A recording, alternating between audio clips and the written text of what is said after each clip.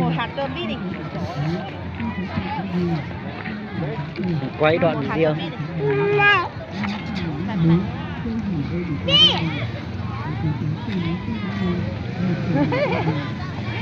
Đã có kiểu thế một lát thì luôn mềm mềm ra thế này. Ok. Đâu này? Biết một phần. Hãy biết hãy đi. Biết bởi gì phá mình đã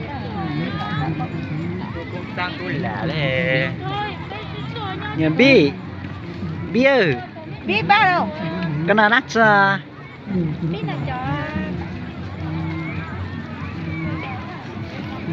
mơ đã bánh nhẹ dũa cho mình bà mơ nói bánh nhẹ biết là nát nhẹ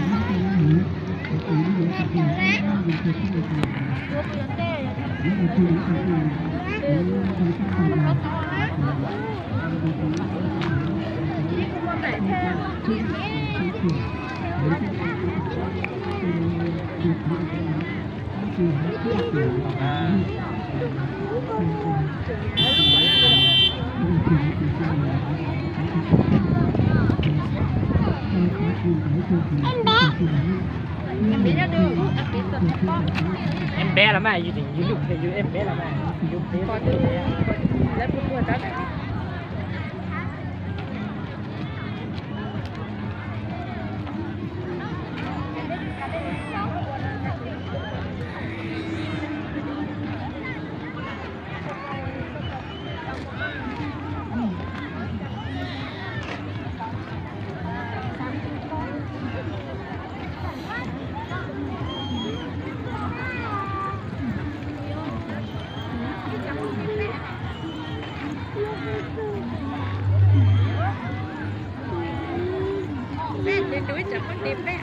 còn quá là Quay những sệt con.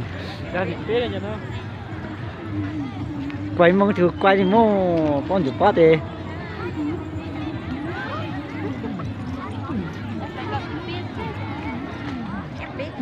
lúc ở đây là vi có phải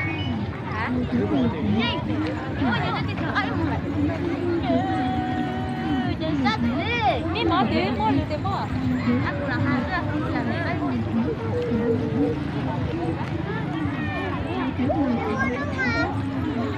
Hôm nay là chợ phiên. ăn đi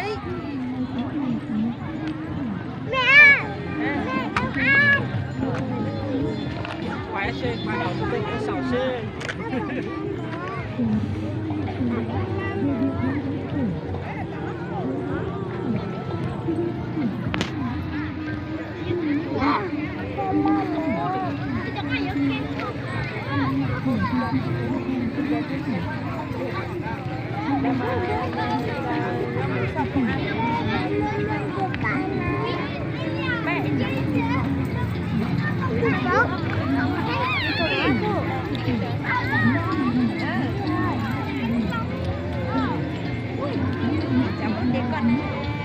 đi chả em gì không tiền bác sủa nó Tạ.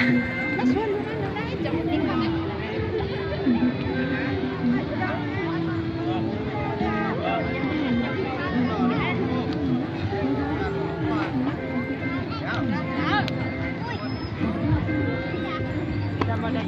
mà đã qua đặt ta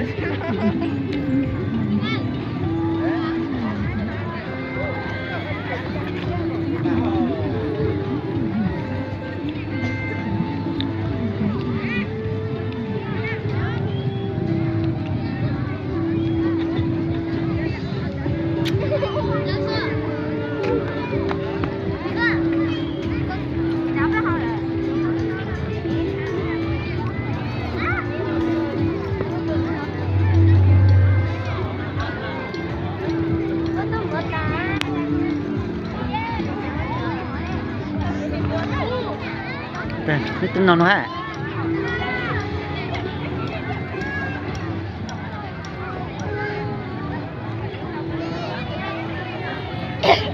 Gì phán này?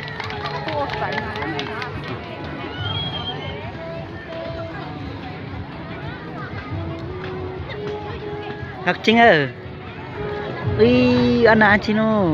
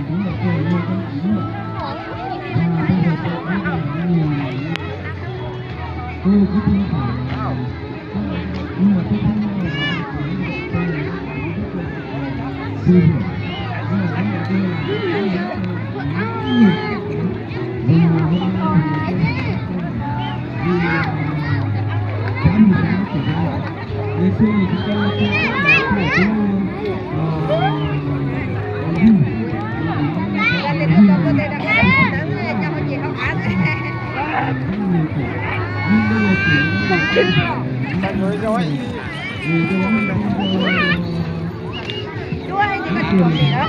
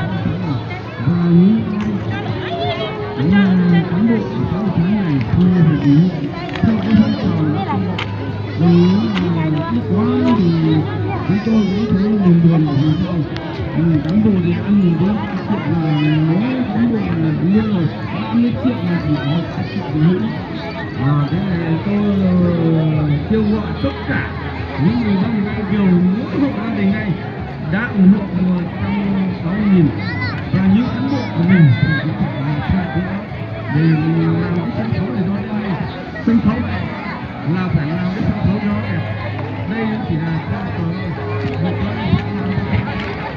và nếu như tôi là tháng này sáng lên nếu mà nói mà không thắng thì mới cái tiêu chuẩn của tháng mùng sáng là phải nói thế này tháng mùng sáng là trước đây ấy tháng mùng sáng là chỉ sau tỉnh thôi tháng này rồi tỉnh thôi một tổ chùa thôi còn nếu bây giờ mình không để mình làm mất cái này thì tháng mùng sáng sẽ là khác nên bây giờ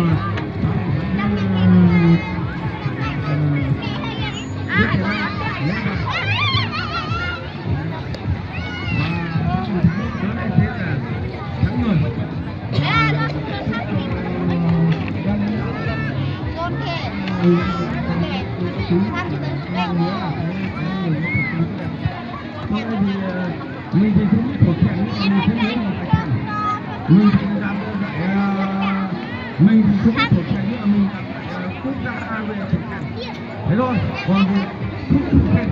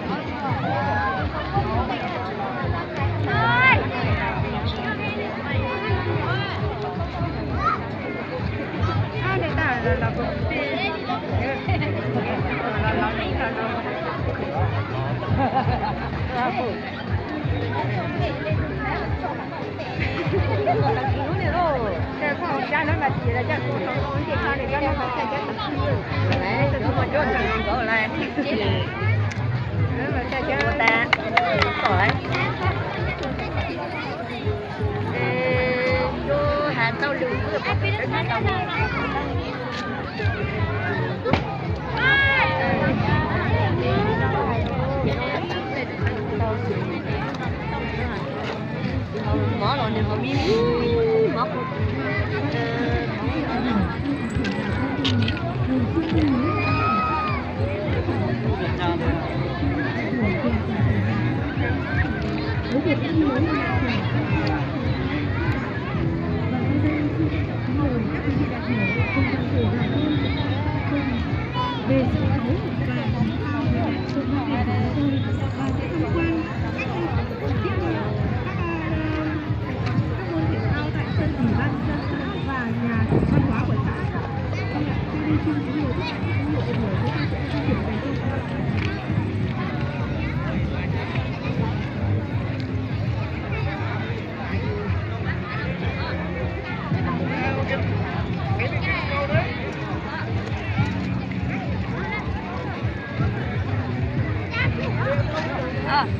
Trên cả được chị ạ.